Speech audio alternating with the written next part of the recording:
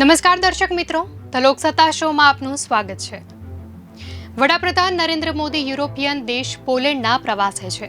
છેલ્લા 45 વર્ષમાં ભારતીય વડાપ્રધાનની પોલેન્ડની આ પ્રથમ મુલાકાત છે। ભારત અને પોલેન્ડ વચ્ચે ખૂબ જ આત્મીયતાના સંબંધો રહ્યા છે। આ સંબંધના મૂળમાં એક એવી કહાની છે જેનું સાક્ષી ગુજરાતનું નવાનગર એટલે કે હાલનું જામનગર છે। બીજા વિશ્વયુદ્ધથી શરૂ થયેલી આ વાર્તા બે દૂરના દેશો પોલેન્ડ અને ભારતને જોડે છે। આ ઘટના પોલિશ બાળકો સાથે જોડાયેલી છે અને શા માટે આજે પણ પોલેન્ડમાં મહારાજા જામ સાહેબ દિગ્વિજયસિંહજી રણજીતસિંહજીને આદર સાથે યાદ કરવામાં આવે છે, આવો જાણીએ। આજથી 8 દાયકા પહેલા જ્યારે બીજા વિશ્વયુદ્ધમાં જર્મનીએ પોલેન્ડ પર હુમલો કર્યો હતો અને હજારો બાળકોને મોતને ઘાટ ઉતારી દીધા હતા, એ સમયે પોલેન્ડથી નાના બાળકો અને વૃદ્ધો સાથે બે જહાજ રવાના થયા હતા। બાળકોને સુરક્ષિત જગ્યાએ આશરો મળે તે માટે અનેક દેશોની જહાજે સફર ખેડી, પરંતુ ક્યાંય આશરો ન મળ્યો। અંતે જહાજ મુંબઈના બંદર પર લાંગરવામાં આવ્યું। ત્યારે અંગ્રેજોની હુકુમતને કારણે તેમણે પણ આશરો આપવાની ના પાડી દીધેલી, પરંતુ તે સમયે મુંબઈમાં જામનગરના રાજવી જામ દિગ્વિજયસિંહ હાજર હતા અને તેમને ઘટનાની જાણ થઈ કે વિદેશી બાળકો સાથે બે જહાજ આશરો લેવા બંદર પર આવ્યા છે। આ વાત છે વર્ષ 1942ની, જ્યારે મહારાજાએ બંને જહાજને જામનગરના બેડી બંદર પર લઈ આવવા હુકમ કર્યો। દિગ્વિજયસિંહ દ્વારા જામનગરથી 32 કિલોમીટર દૂર બાલાચડી ખાતે આ બાળકો માટે રહેવાના કેમ્પની વ્યવસ્થા કરવામાં આવી। જામ સાહેબનો એક ઉનાળુ પેલેસ હતો, તે જગ્યાએ તમામ પ્રકારની વ્યવસ્થા હતી। તે વ્યવસ્થા મંજૂર થતાં બાળકોને ત્યાં લાવવાની કામગીરી શરૂ થઈ। બાળકોનો પહેલો સમૂહ બાલાચડી પહોંચે તે પહેલા પરિસ્થિતિ પલટાઈ અને દિગ્વિજયસિંહે 800 બાળકોને આશરો આપવાની તૈયારી દાખવી।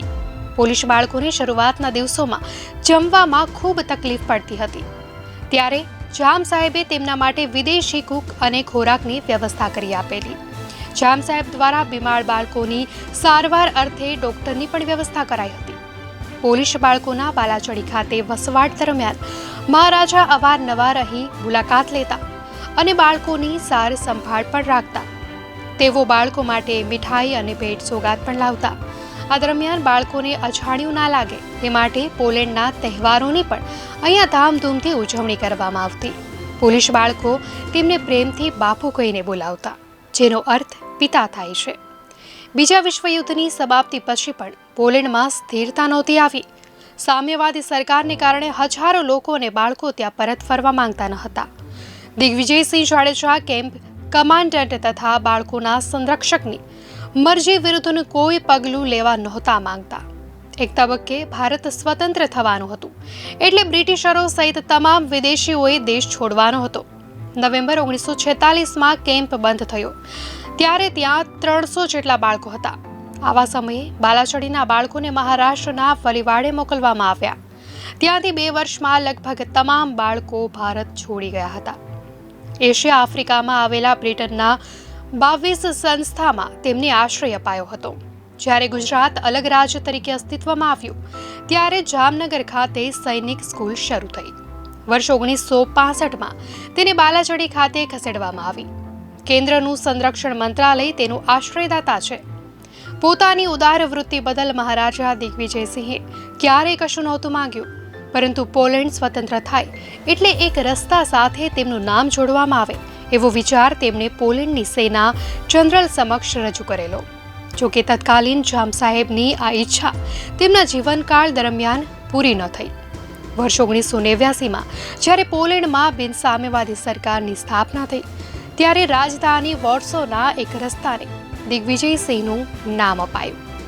વર્ષ 2013માં વોર્સોના નામ એક પાર્કને તેમનું નામ આપવામાં આવ્યું, જે દોબ્રેગો મહારાદસી એટલે કે દયાવાન મહારાજાના ચોક તરીકે ઓળખાય છે। આ સિવાય પણ તેમના નામથી એક શાળા પણ છે। તો દર્શક મિત્રો, આજે પણ પોલેન્ડની સંસદનું સત્ર શરૂ થાય છે ત્યારે જામનગરને યાદ કરવામાં આવે છે। જ્યારે સત્ર શરૂ થાય ત્યારે સૌથી પહેલા મહારાજા જામ સાહેબ દિગ્વિજયસિંહજીને યાદ કરવામાં આવે છે। પોલેન્ડના લોકો ભારતીય રાજાને આ સન્માન આપે છે। તો દર્શક મિત્રો, આ કહાની આપને કેવી લાગી? આપની પ્રતિક્રિયા અવશ્ય જણાવશો।